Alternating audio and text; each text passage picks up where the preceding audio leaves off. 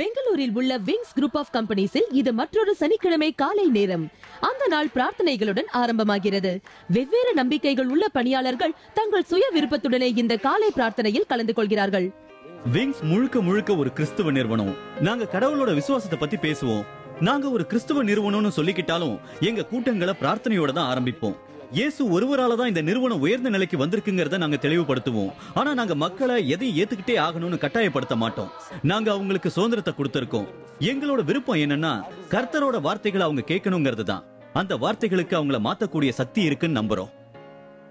Wings ஒரு promotional கம்பெனியாக 1994 அருண் சாமுவேலால் நிறுவப்பட்டது.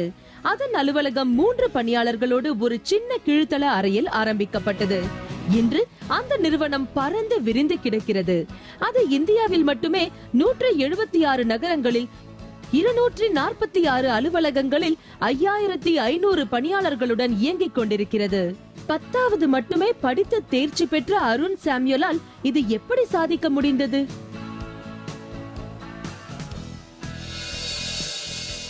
அருண் கல்லூரியில் இருந்து முதலாம் ஆண்டிலேயே வருகை பதிவு குறைவு காரணமாக நீக்கப்பட்ட போதே அவருடைய வெற்றி பயணம் தொடங்கியது. அருண் தன்னுடைய பெற்றோர்களுக்கும் நண்பர்களுக்கும் தெரியாமலேயே 0Bயின் விற்பனை பிரதிநிதிக்கான பணியில் நாளொன்றிற்கு 50 ரூபாய் சம்பளத்தில் சேர்ந்தார். ஆண்டவர் ஒரு திட்டத்தை வச்சிருந்தாரு. நான் இதுவரைக்கும் செஞ்சதிலேயே வீட்டுக்கு வீடு போய் விற்பனை செய்யறது தான் ரொம்ப கஷ்டமான வேலை. நான் ஒவ்வொரு வீடா போய் கதவை தட்டி வாடிக்கையாளர்களை பிடிக்கணும். அதுல ஒரு சிலர் ரொம்ப நல்லா நடந்துக்குவாங்க. ஆனா 90% பேர் முரட்டுத்தனமா தான் நடந்துக்குவாங்க. அப்புறம் ஒவ்வொரு தடவையும் ஏதாவது ஒரு வீட்டுக்கு போகும்போது யோசிப்பேன், நான் இந்த கதவை தட்டுறதா இல்ல போய் அடுத்த வீட்டு கதவை தட்டுறதான்னு. சில சமயங்கள்ல நான் கடவுள்கிட்ட அழுது புலம்பி இருக்கேன். இந்த வீட்டுக்கு வீடு போற வேலை ரொம்ப கஷ்டமா இருக்கு. என்னால இதை தொடர்ந்து செய்ய முடியும்னு எனக்கு தோணல. நான் எங்க போக போறேனே எனக்கு தெரியல. கடவுளே, இந்த உலகத்துல நான் உயிர் வாழ எனக்கு நீங்க ஏதாவது செய்யணும்னு விரும்புறேன். உங்களுக்கு மனிதனுக்கு அசாத்தியமானது எல்லாமே கடவுளுக்கு சாத்தியங்கிற வார்த்தை தெரியும்ல. அதனால நான் இந்த 2 வாக்குகளையும் கேட்டேன். என்னுடைய இதயத்துல நான் கடவுள் சொன்னதை உணர்ந்தேன். நான் உனக்காக வச்சிருக்கிற திட்டங்களை எந்த கண்ணும் பார்த்ததில்ல, எந்த காதும் கேட்டதில்ல, எந்த மனதும் உணர்ந்ததில்ல. என்னுடைய முதலாளிக்கு என் மேல அபிமானம் ஏற்பட்டு திடீர்னு எனக்கு சூப்பர்வைசரா பதவி உயர்வு கொடுத்தாரு. சூப்பர்வைசரா இருந்தனா பெங்களூருக்கு மேனேஜரா அனுப்பப்பட்டேன். வருத்தமான விஷயம் என்னவென்றால் அருணின் முதலாளி நிறுவனத்தை மூடிவிட்டு தலைமறைவாகிவிட்டார். அதனால் அருணுக்கு மீண்டும் வேலை இல்லாமல் போயிற்று. அப்பொழுதுதான் அவர் அவரது நண்பர் ஸ்ரீனிவாசுடன் கைகோர்த்தார். நாங்க 2 பேரும் சேர்ந்து ஏரோ ப்ரமோஷன்ஸ்ங்கிற நிறுவனத்தை ஆரம்பிச்சோம். நான் 10வது வரைக்கும் தான் படிச்சேன். அப்புறம் எப்படியோ ஏரோங்கிற நிறுவனத்துல எனக்குன்னு ஒரு அடையாளத்தை ஏற்படுத்திக்கிட்டேன். ஸ்ரீனி ரொம்ப தைரியமா வெளிப்படையா பேசக்கூடியவர். நான் இப்படிப்பட்டவனா திரைமறைவுல இருந்தபடியே எப்படியாவது வேலைகளை முடிச்சணும்னு நினைக்கிறவன். அதனால எங்க கூட்டணி ரொம்ப கச்சிதமா இருந்தது. 10 வருடங்களுக்கு பிறகு அந்த கூட்டணியில் விரிசல் ஏற்பட ஆரம்பித்தது.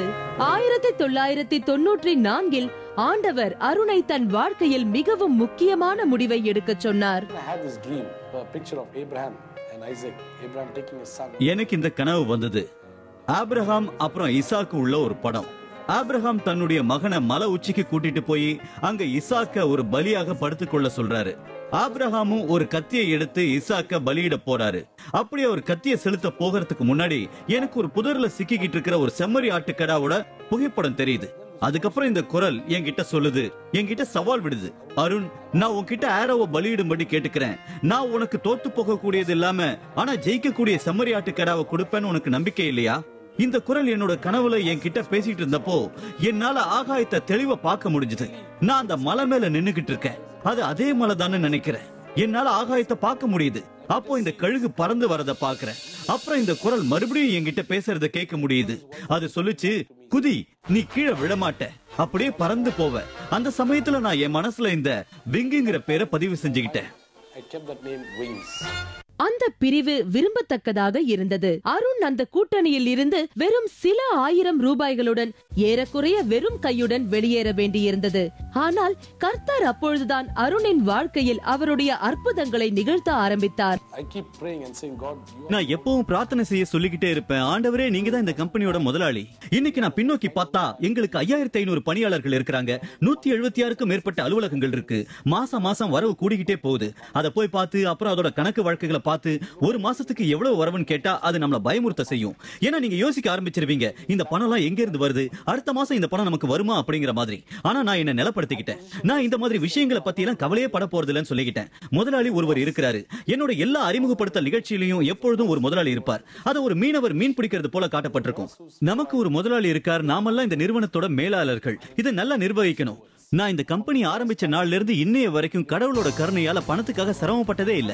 சில சமயம் யோசிப்பேன், என் மனைவி கூட சொல்லுவா, கடவுள் இந்த நிறுவனத்துக்காக கண்டிப்பா ஏதாவது செஞ்சுக்கிட்டு இருப்பாரு. ஏன்னா இது உங்க புத்திசாலித்தனத்தால இயங்குதுன்னா இது நிச்சயமா எங்க போய் நிக்கும்னு எனக்கே தெரியல. எனக்கு அவ சொல்றது உண்மைதான் தோணுது. அருணின் மனைவி சூசி ஒரு தகுதியுள்ள கட்டிடக்கலை நிபுணர். அவளும் அவருடன் சேர்ந்து அந்த நிறுவனத்தின் இயக்குநர்களில் ஒருவராக பணிபுரிகிறார். அவர்களுக்கு 2 குழந்தைகள். அருண் சாமுவேல் ஒரு தொழிலதிபர், ஒரு சமயம் சாராத உலகத்தில் பணிபுரிகிறார். அவர் அவருடைய நம்பிக்கையை யார் மீதும் திணிப்பதில்லை. அதே சமயத்தில் ஆண்டவரின் பெயரை அதிகாரப்பூர்வமாக அறிவிப்பதில் பின்வாங்குவதும் இல்லை. இந்த கம்பெனியை வாங்கியும் இதுல வேலை செய்யறதையும் தவிர வேற எந்த ஒரு விஷயத்தையும் நான் செஞ்சதா எனக்கு தோணல. கடவுள் தான் திரைமறைவில இருந்து வேலை செய்யறதா எனக்கு தோணுது. அவர் தான் எங்க ரெக்கைகளுக்கு அடியில இருக்கிற காத்து. ஆமா, உண்மை அதுதான். அவர் தான் எங்கள் ரெக்கைகளை இயக்கும் காற்று.